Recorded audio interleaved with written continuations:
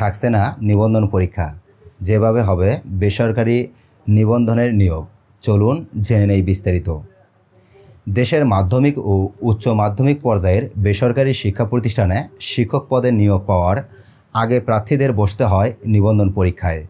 3 ধাপে অনুষ্ঠিত এ পরীক্ষায় চূড়ান্তভাবে উত্তীর্ণ প্রার্থীরাই বেসরকারি স্কুল, কলেজ, মাদ্রাসা ও কারিগরি শিক্ষা প্রতিষ্ঠানগুলোতে শিক্ষকতার সুযোগ পান।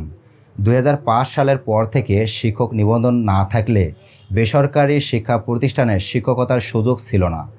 এই বছর থেকে বেসরকারি শিক্ষক নিবন্ধন ও প্রত্যয়ন কর্তৃপক্ষ NTRC-এ শিক্ষক নিবন্ধন পরীক্ষা নেওয়া শুরু করেছিল। তবে দেড় যুগ পর এসে উঠে যাচ্ছে শিক্ষক নিবন্ধন পরীক্ষা, বদলে যাচ্ছে NTRC-এ। জানা গেছে, বেসরকারি শিক্ষক নিবন্ধন ও প্রত্যয়ন কর্তৃপক্ষকে বেসরকারি শিক্ষক নিয়োগ ও নির্বাচন কর্তৃপক্ষ নামে পরিবর্তন করতে চাচ্ছে সরকার। আর এজন্য বেসরকারি শিক্ষক নিবন্ধন ও প্রত্যয়ন কর্তৃপক্ষ আইন 2005 ও পরিবর্তন করছে। এটা পরিবর্তন করে নতুন আইন প্রণয়নের উদ্যোগ নেওয়া হয়েছে। ইতিমধ্যে প্রস্তুত করে প্রকাশ হয়েছে খসড়াও। নতুন এ আইন অনুসারে শিক্ষক নিবন্ধন নয়, বেসরকারি শিক্ষা প্রতিষ্ঠানের শিক্ষক পদে নিয়োগ পেতে আগ্রহী প্রার্থীদের বসতে হবে নিয়োগের পরীক্ষায়। পরীক্ষার ফলের ভিত্তিতে শূন্য পদের বিপরীতে পরীক্ষার্থীদের সরকারি নিয়োগ সুপারিশ করা হবে। নতুন আইনের খসড়ায় বিষয়টি জানানো হয়েছে।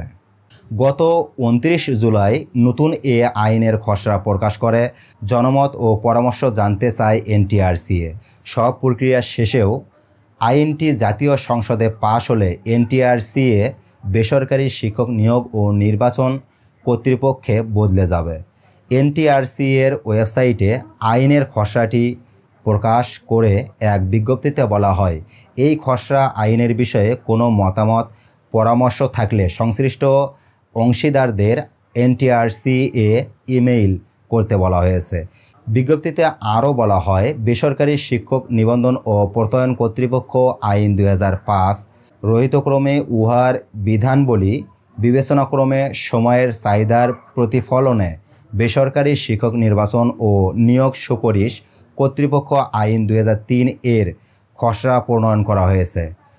প্রণয়নকৃত খসড়া আইনের কপি NTRC-এর ওয়েবসাইটে পাওয়া যাবে।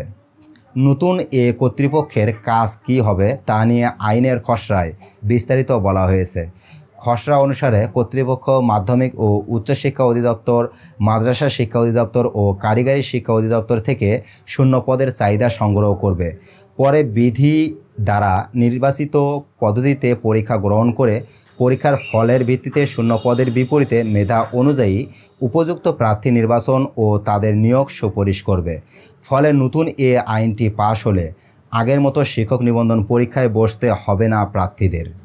দর্শক, তার মানে NTRC-এর যে নিয়োগের পদ্ধতি রয়েছে সে পদ্ধতি পুরোটাই চেঞ্জ হয়ে যাচ্ছে। আপনাদের যদি ভিডিওটা বুঝতে একটু সমস্যা হয়ে থাকে তাহলে আপনারা পুনরায় বারবার একটু ব্যাক করে করে দেখবেন, দেখে আসলে বিষয়গুলো একটু ক্লিয়ার হওয়ার চেষ্টা করবেন। আশা করছি পুরো ভিডিওটা দেখলে আপনারা পুরো বিষয়টা বুঝতে পারবেন।